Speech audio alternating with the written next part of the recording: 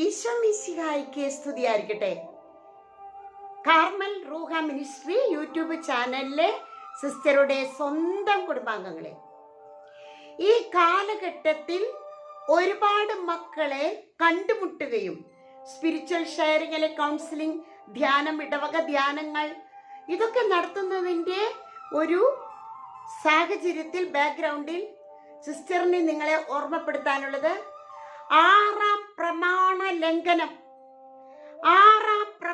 ലംഘനം ഇന്ന് ക്രൈസ്തവ മക്കളിലെ ഒരുപാട് ശ്രദ്ധയിൽപ്പെട്ടിട്ടുണ്ട്.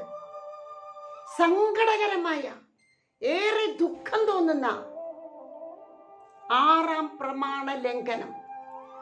വിശുദ്ധി കൂടാതെ ദൈവത്തെ പ്രസാദിപ്പിക്കുവാൻ സാധ്യമല്ല. വിശുദ്ധമായവ വിശുദ്ധിയോടെ ചെയ്യുന്നവർ വിശുദ്ധരാകും. Be holy and lead others to holiness.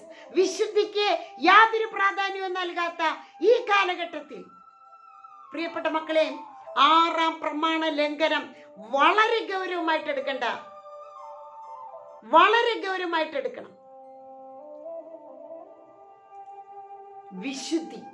വിശുദ്ധിയുടെ മേലങ്കി കൊണ്ട് പരിശുദ്ധ അമ്മ നമ്മെ ഓരോരുത്തരെയും പൊതിഞ്ഞു പിടിക്കട്ടെ. ഈശോയുടെ തിരുരക്ത കടലിൽ മുക്കിയെടുക്കട്ടെ, ശുദ്ധി ചെയ്യട്ടെ എന്ന് പ്രാർത്ഥിച്ചുകൊണ്ട് എല്ലാവരെയും ഈശോ അനുഗ്രഹിക്കട്ടെ. ആമേൻ.